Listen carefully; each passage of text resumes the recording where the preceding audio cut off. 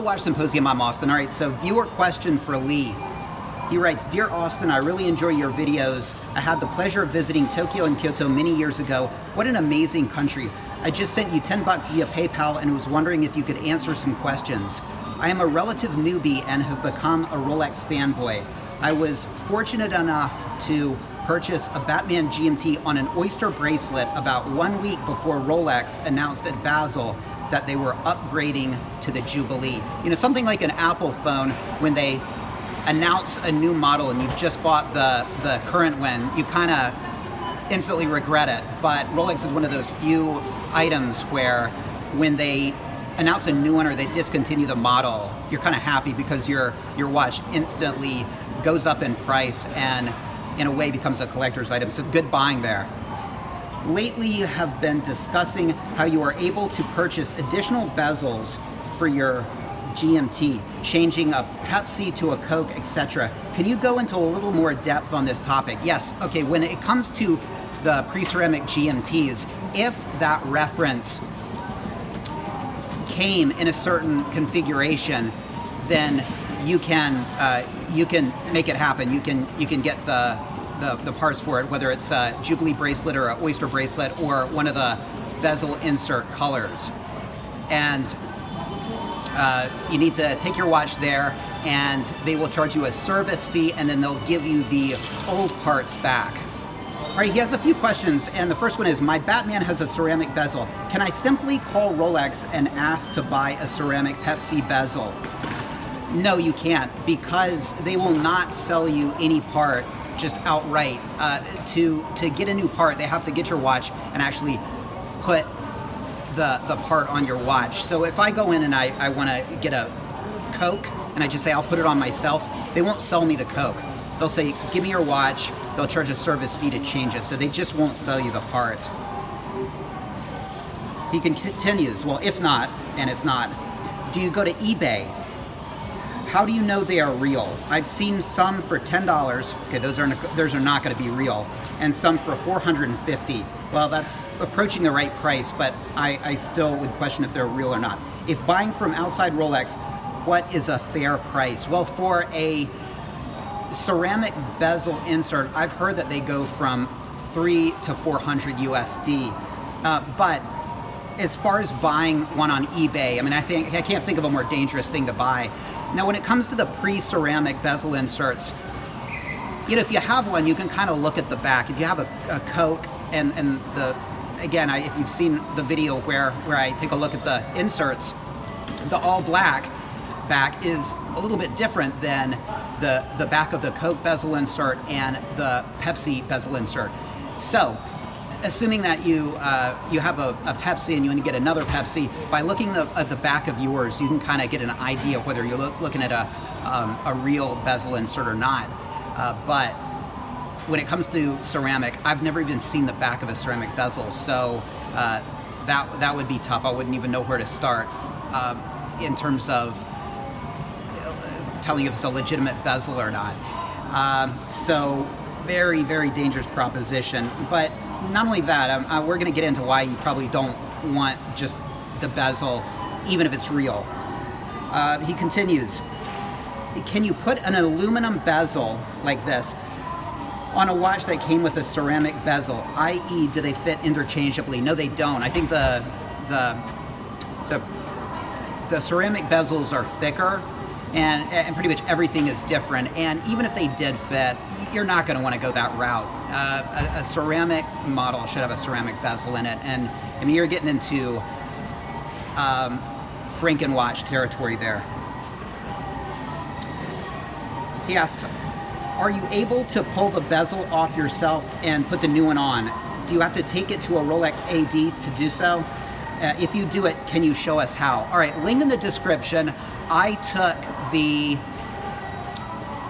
bezel off of my P serial, and you can see that video of me doing it. It's not too hard to get it off, but getting it on is a different story. And you know, at the end of that video, really what I want the viewer to take away is it's hard to do, and it's fiddly, and the worst thing about it is is that you might get the bezel back on, but there's a subtlety to the way that these rotate, and there's a feeling, and if that little spring gets bent or altered in any way, it just drastically changes the way that these rotate and feel, and the sort of the feeling of it as it turns. And that was something I instantly noticed when I put mine back on. It just didn't feel the same. It didn't feel right.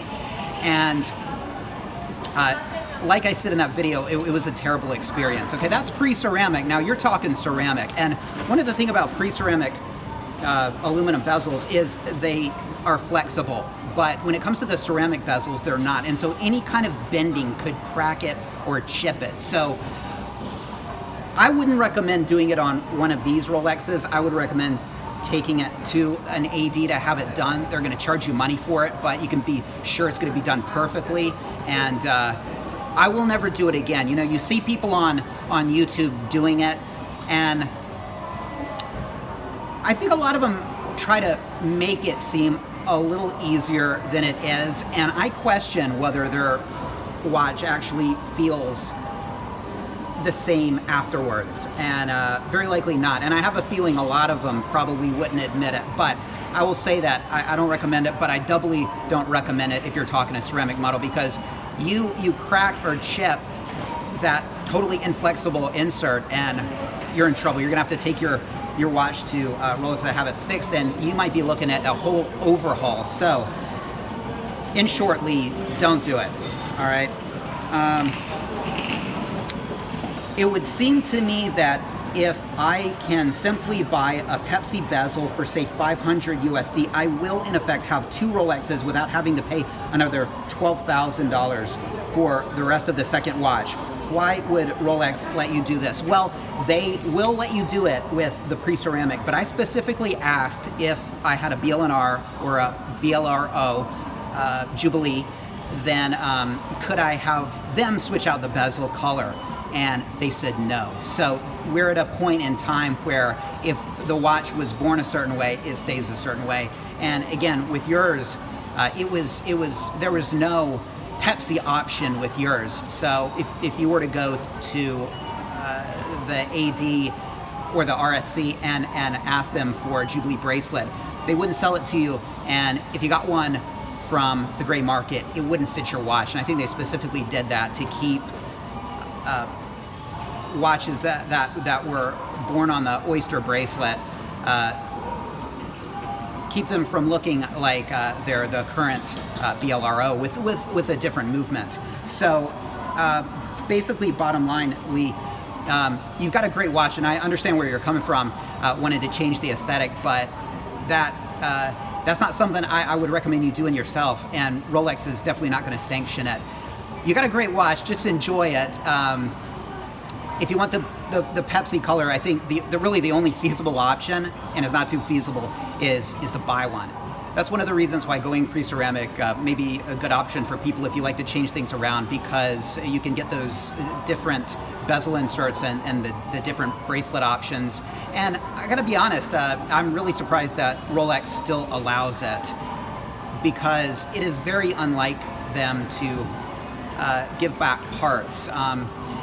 And I don't think it's going to be like that in the future, but going forward in terms of the contemporary models, they seem to have the philosophy that if it was born that way, it stays that way, and we're not going to change it or sanction it, and that's the way it is.